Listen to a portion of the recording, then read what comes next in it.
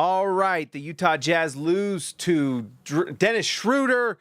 Golden State Warriors, no Steph, no Draymond. Let's talk about it. It's Hoops Nerd postgame show.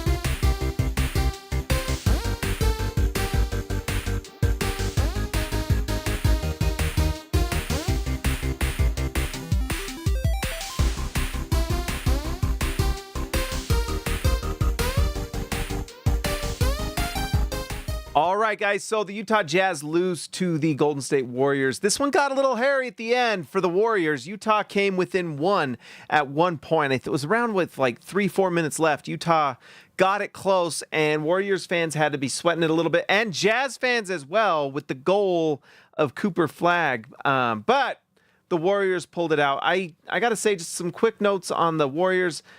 Dennis Schroeder helped in this one. This is kind of one of the benefits of trading for Dennis Schroeder, is on a night like this where they're playing the Jazz, who are resting Lauri Markkanen, resting Walker Kessler. It allows the Warriors to rest Steph Curry, rest Draymond Green.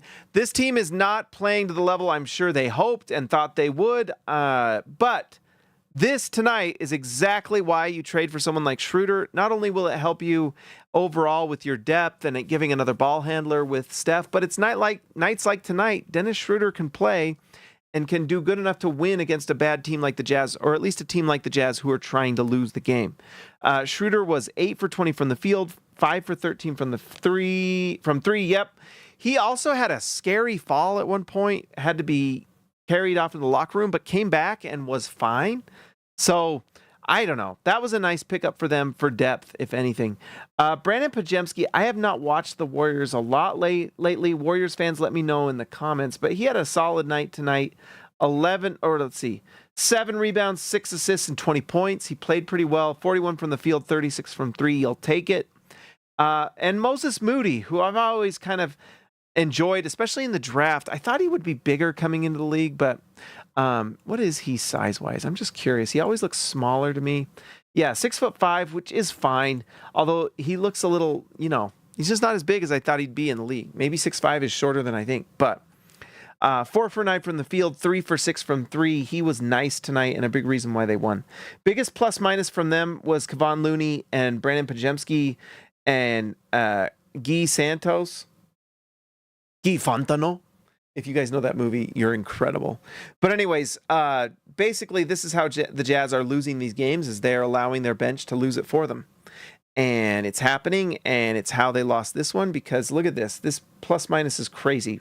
Plus 25 for Guy Santos. That's some pretty crazy plus-minus right there. That's it for the Warriors. Let's talk about the Jazz a little bit. I mean, it's a back-to-back, guys. Guess what? It's a back-to-back for the Hoops Nerd. I'm tired. We had a lot of fun on the playback. The playback went to some crazy places, but we pulled it together. Bryce Sensabaugh didn't hit his threes tonight. He's getting a little kind of streaky. I'd love to see a little bit more consistency from Sensabaugh, where he can knock these shots down, and it's not just getting spoon-fed catch-and-shoot threes, but can he shoot a little more consistency, make these shots a little bit more regularly. But he was solid tonight. Micah Potter was kind of awesome in the first half. He goes 3 for 4 from 3. He hit 1 3 with a hand in his face. It was nice. Drew Eubanks did Drew Eubanks things. He was fine tonight, but you know what? You pick up Drew Eubanks for 2 things: for the culture and leadership or whatever, and then also so that he can provide depth and he can play and you can lose some games. Like tonight, you need someone to play. You need somebody. And Drew Eubanks was out there putting in 23 hard minutes. Utah is going to play 3 games in 4 nights because they play the day after tomorrow. They play Minnesota, and they've got to be tired. Colin Sexton, I tell you what, I kind of would be surprised if there isn't at least one team out there that's going to try to get Sexton. Tonight was an example of why. 30 points. He goes 12 for 19 from the field. If anything, he provides depth and can provide some rest to teams, kind of like this Warriors team where they're resting guys. If you can have a guy like Colin Sexton that can go out there and put efficient numbers up like this, there's a lot of value in that. And there's got to be teams out there that might be interested in having a guy like Colin Sexton who can do that. 30 points on 12 of 19 shooting, 4 for 6 from 3. That's crazy efficiency. Just really, really good. We talked about it last time, but Isaiah Collier is just turning into a really efficient, nice, reliable guard. Tonight, 5 for 9 from the field. He goes perfect from the free throw. I'm kind of surprised he's not getting more free throws. That's another step he can take. But 8 assists, 12 points. If he starts getting more free throws, you'll see his point totals go up. There's no reason why he can't average like 6 free throw attempts per game, and you'll see him get into that 15 points per game range for sure. But 12 points, 8 assists, that's nice to see in 32 minutes. He was really solid, and it just kind of, there's a lot of potential with him there. I think there's really no reason why you can't expect Isaiah Collier to just continue to get better and better and better. Filipowski got some good run tonight, and he actually played really well. 2 for 4 from the free throw line, but he was 4 for 5 from the field. 10 points, 4 assists, 3 rebounds. He just does nice things. I'm excited to see where Filipowski goes and see how much he can develop. But he's a solid rookie, and the Jazz got him in the second round. They were able to lock him down on a 4-year contract, too, which is huge. He's going to be a big part of this team for a long time. Well, I don't know if big part, but he's going to be a part of this team for a long time. We'll see if he can just continue to develop. He didn't take a 3 in this one, but I'm kind of curious. Where is he at 3-point percentage-wise? I don't know. I think he started to slump a little bit, but maybe I'm wrong here. Filipowski's shooting 30% from 3. Yep. So he's definitely slumped. He's not taking as many, but it does seem like that could go up. He's just got to be consistent with it.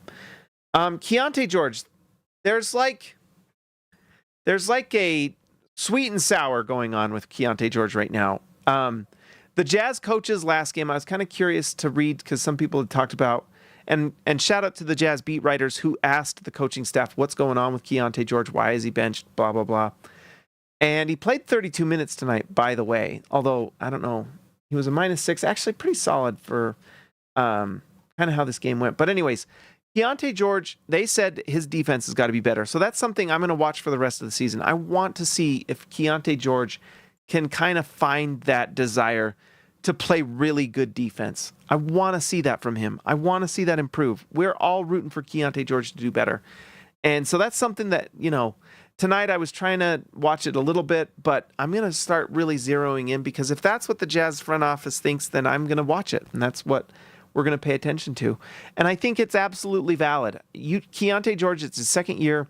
You can't always control who's on the floor with you in terms of offense. Like if the defense is keying in on you, sometimes that's just going to be tough when there's just not a lot of talent around. I mean, there's talent around him, but it's young talent developing. On a night like tonight when Colin Sexton is the best player on the floor on your side, that's tough. So that's going to be tough. So you could argue that he's probably not getting an easy go in terms of offensive opportunity, but he's getting a lot of shots. And I was happy he only took 8 tonight in 32 minutes. That's actually a good sign. That's the thing that his 3-point shot wasn't falling, although good for him for only, let's just refresh this just to make sure this is right. Let's see. Yeah. 0 for 4 from 3. So yeah, I am happy to see he didn't take quite as many tonight as he did last game. So that's one thing I'm trying to see. So that's nice. That's actually a nice little development. The thing that that's the bad. And I don't know if his defense was much better tonight, too. So that's the bad. Let's talk about the good. Keontae George took 11 free throws. When he drives to the basket, good things happen. No question. He really does have a talent for drawing fouls. He just does. He's great at it. 11 free throws is no joke. This is how you manufacture a good scoring night. 12 points on 8 shots. If Key is just not taking bad shots, learning what shots not to take, and even some of these threes he can't, he's got to... But instead of taking, and defaulting to these 3-point shots, when he drives, great things happen. And the other thing that you can see is he had 6 assists tonight. Isaiah Collier ends with 9. He had 6. So we know that he's passing the ball well. And if he can improve this efficiency, take less bad shots, or at least turn bad shots into drives that can either be shots at the rim or kickouts or other types of passes, and then continue to pass the ball, continue to get the free throws, he'll definitely have a chance to earn back that starting spot. But he's going to have to beat out Colin Sexton because I don't think he's beating out Isaiah Collier. I think Isaiah Collier is more or less showing that he is a player very worth developing at the 1. And Keontae George, I think he could earn back that 2 spot, but he's got to earn it back. And when Colin Sexton's putting up these types of numbers, that's pretty impressive. That's hard to do. But there's no reason Keontae George can do that. And that's the thing that he can earn it back with, because Colin Sexton is not a good defender. According to D. LeBron, that metric, he's the worst defender in the NBA. Keontae George has the tools to be a solid defender. He's just got to want it, and he's just got to do it, you know? I wrote about it in the SLC Dunk recap. You can go read that. I wrote that right after the game. You can go read those. By the way, if you're not reading SLC Dunk, go read SLC Dunk. It's the best site out there. But I think, for me, I just think Keontae George has to find the joy in playing defense and in passing the ball and driving to the basket more than he does with kind of the step backs, the pull-up threes, you know, the pull-up threes with 15 seconds left on the shot clock. He's got to find joy in the defense. You know what I mean? Find just like satisfaction and happiness in getting a stop. And if he does those things, then he turns into the player we're all hoping he does. When he drives to the basket, great things happen. He's got great touch around the rim. He is turning into a really nice passer. 6 assists is no joke. And 11 free throw attempts is no joke. No one had anywhere close to that. Both sides of the ball. No one had more free throw attempts than Keontae George. He was the best tonight at getting free throws, but he's got to find joy in that, and he's got to just change his mindset a little bit. And that's hard to do when your whole life you've been top dog your whole life and just excelled and succeeded and won and dominated everywhere you've been. You got to find that joy in those things again. And I don't think there's any doubt that he can do those things. It's just he's got to want it, and you got to do it every night. The NBA is a grind.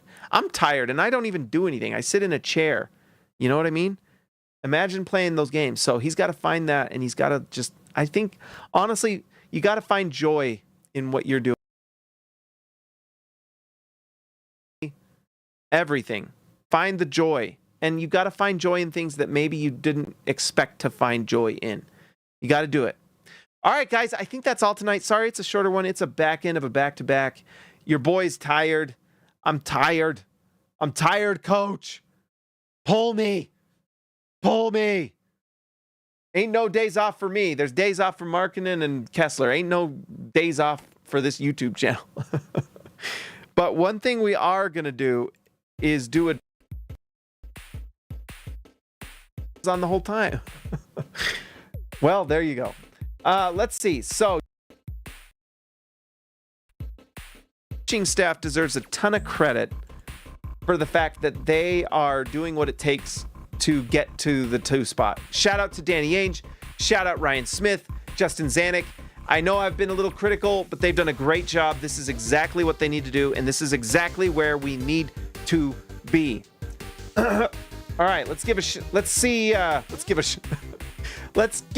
out. I was going to say, I don't know why I'm saying that. I must be tired. Let's see what would happen if the lottery was today. Yes, yesterday we won the lottery. Let's see if we do it again.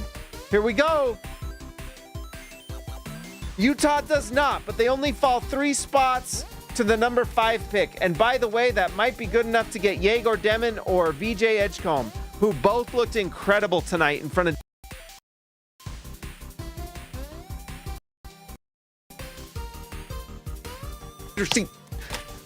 stupid computer keeps pausing. All right. I got to go to bed. I'm tired. Can you tell? I'm kind of losing my mind. All right. So that's great. Utah has the choice between Kasparis Jakusonis or Yegor Demon. I would take Yegor Demon. I really like him. All right, guys. Let's give a shout out to the All-Stars and let's end this puppy. Let's give a shout out to I Believe in Steve, Jazz Exile, Ryan Edward Perry, the legend, Baby Elliott Madsen, see ya Alexa later, Christian House Money to Haas, Jordan the Goat Best Roll H5, and Patrick Akubo, the Connoisseur. You guys are incredible. Thank you so much for being a part of the show. If you're new here, make sure you like the video, subscribe to the channel. If you'd like to support the channel, just hit join. Guys, I will talk